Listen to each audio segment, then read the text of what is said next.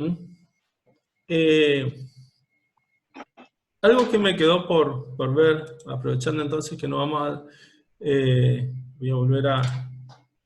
Segundo. Aprovechando que tenemos un poquito más de tiempo.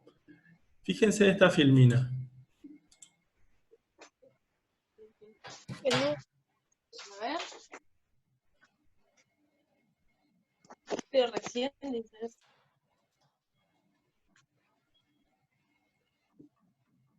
Ah, sí. Ahí está.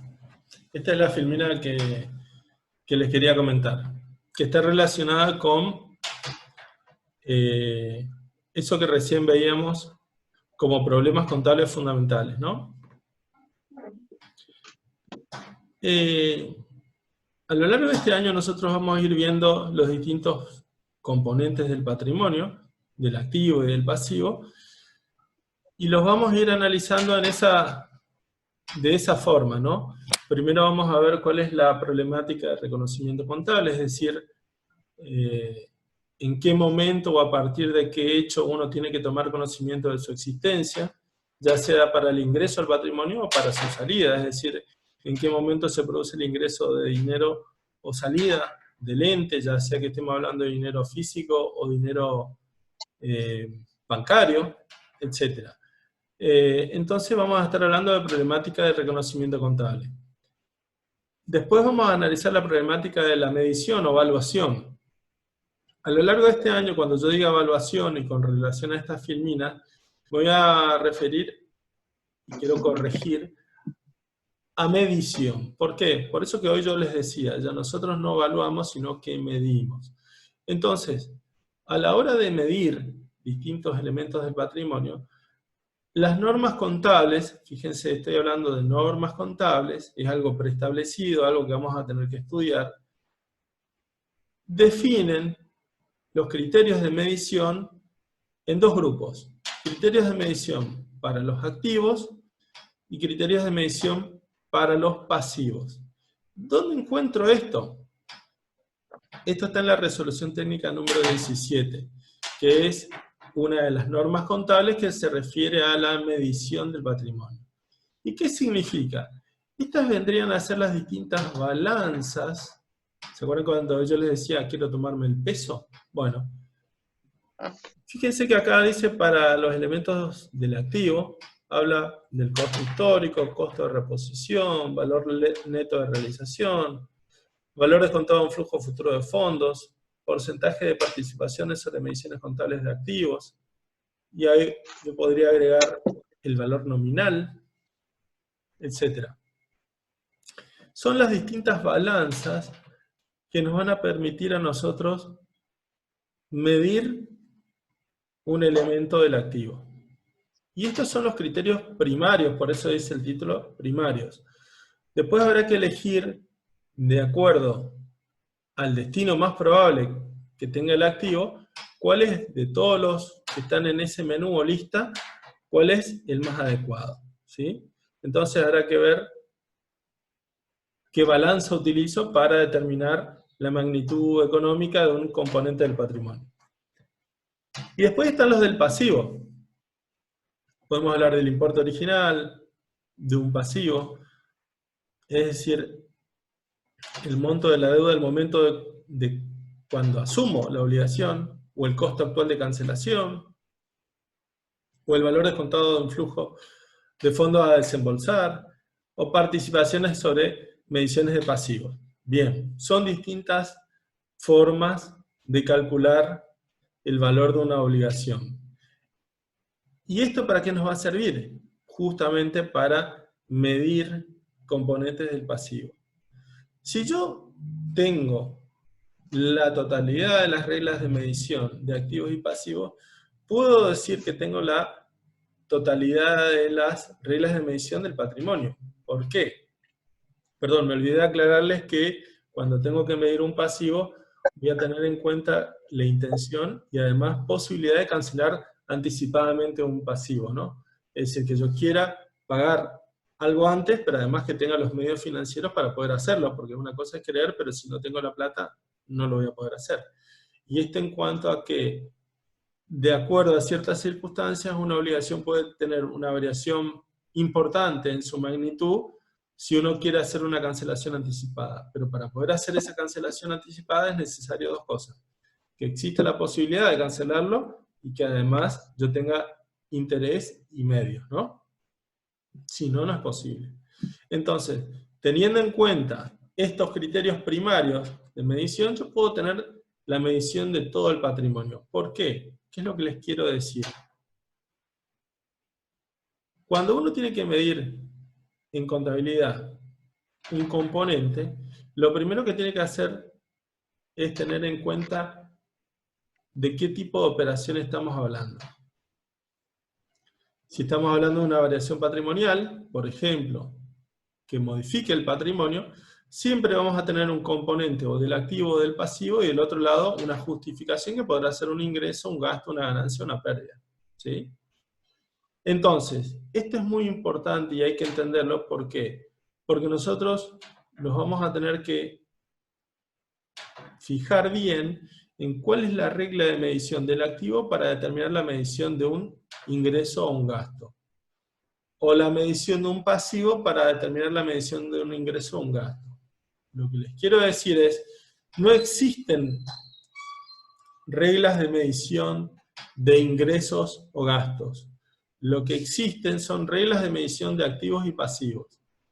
Y a partir de la relación que existen entre las distintas partes del patrimonio, por decantación se determinan las reglas de medición de los demás. ¿Qué les quiero decir? Cuando nosotros hablamos de un ingreso, y si pensamos en el asiento contable de un ingreso, por ejemplo, un ingreso por venta, vamos a tener en el asiento como mínimo dos cuentas involucradas. Si la venta es al contado, ¿qué nos va a ingresar? Dinero en efectivo. Entonces, en ese caso va a haber un ingreso de un activo, perdón, una incorporación de un activo, no quiero usar palabras que puedan confundirlo, ¿no? La incorporación de dinero en efectivo como contrapartida de un ingreso, ¿sí?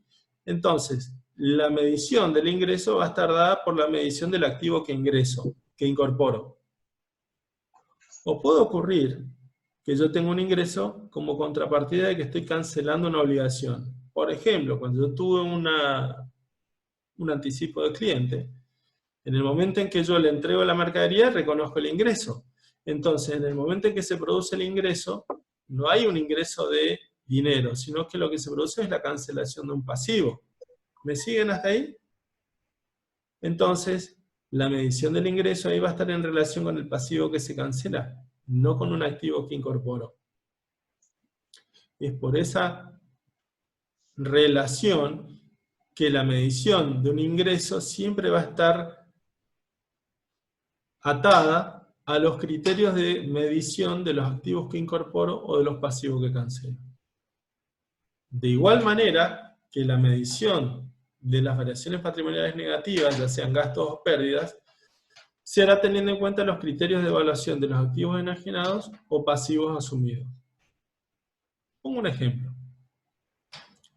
Cuando tenemos que registrar las amortizaciones de los bienes de uso, lo que hacemos es tener en cuenta distintos factores del bien, como ser su capacidad de servicio, su vida útil, su valor de recupero, y su criterio de depreciación, y a partir de esos elementos uno dice, bueno, calcula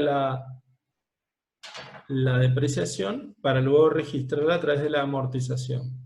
Entonces lo que uno hace es registrar una amortización, que es el cargo de una cuenta de resultado negativo, con una contrapartida de regularizadora de activo.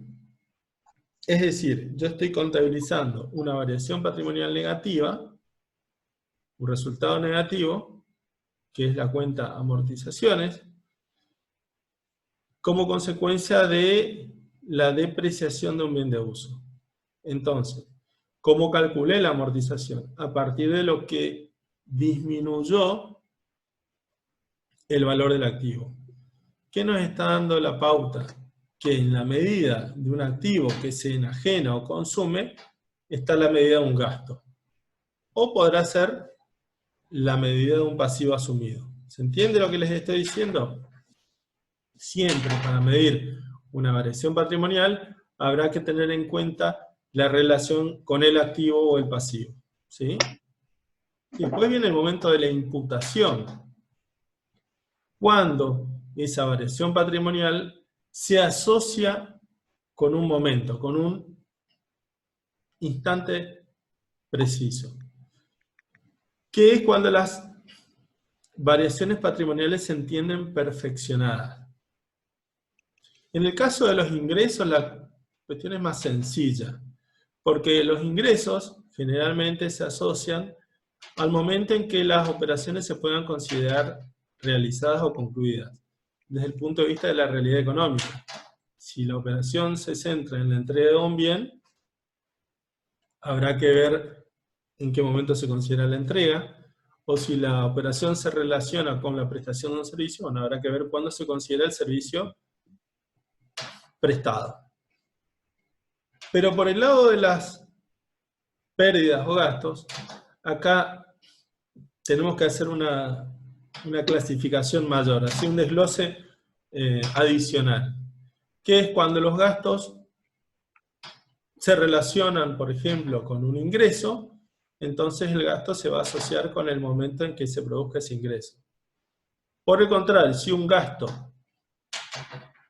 no está asociado con un ingreso, sino con todos los ingresos que se den dentro de un periodo, bueno, entonces, en ese caso, ese gasto va a estar asociado a un periodo. ¿Cuál sería un ejemplo? Un ejemplo del primero sería, por ejemplo, el costo de la mercadería vendida, que es que cuando se produce el ingreso por la venta, es cuando yo imputo el costo de la mercadería vendida.